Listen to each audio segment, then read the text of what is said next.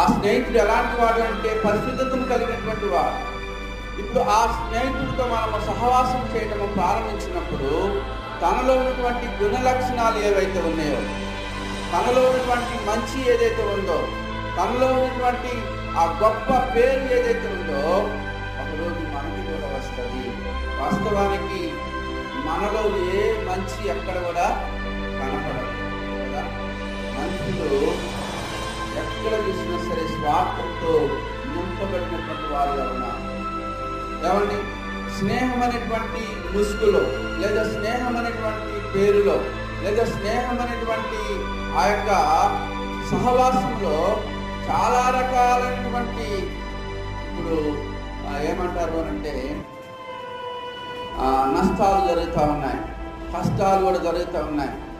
ఒక వ్యక్తి చాలా ఆపదలో